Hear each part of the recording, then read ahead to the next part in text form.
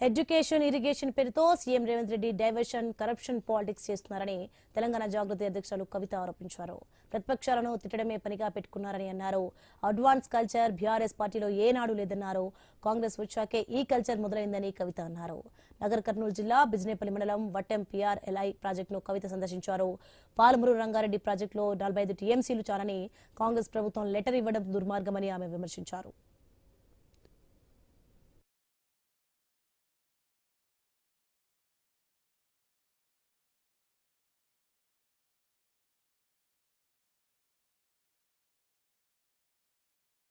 TRS వచ్చింది, రెండేళ్ళు కాంగ్రెస్ వచ్చింది.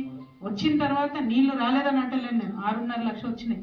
కానీ ఎన్ని ఎకరాలకు రావాలి? 25 లక్షల ఎకరాలకు రావాల్సింది 6.5 లక్షల ఎకరాలకు వచ్చినాయి. వట్టెం రిజర్వాయర్ కట్టింది. మీరు బాగా చూసుకోవాలి, బాగా నోట్ చేయాలి. వట్టెం రిజర్వాయర్ కట్టింది. ఏ రిజర్వాయర్ కట్టాలన్నా కూడా అందులో మొత్తం ఆ బండులో నల్ల మట్టిని నింపుతారు. వట్టెం రిజర్వాయర్ కింద 900 ఎకరాలు నల్ల మట్టిని తీసుకోవడానికి అప్పచెప్పడం జరిగింది ఆ ప్రాజెక్ట్. ఇప్పుడు ఆ 900 ఎకరాలు ట్యాంకులు లేవు, బండు కింద లేవు, ఫ్రీగా బయట ఉన్నటువంటి. అయితే ఆ నల్ల మట్టిని వాడలేదు. వట్టెం రిజర్వాయర్లో రిపోర్టర్స్ అందరికి కూడా తెలుసు, ప్రజలందరికీ కూడా తెలుసు, చెరువులలోకి వెళ్ళి మట్టిని తీసుకొచ్చి ఆ రిజర్వాయర్ కట్టలో పోసుకున్నారు. మరి 900 ఎకరాలు ఏమైనాయి? ఆ కాంట్రాక్టర్లు తోటలు పెట్టుకొని సామ్రాజ్యాలు చేసుకొని గేట్లు పెట్టుకొని కూర్చున్నారు.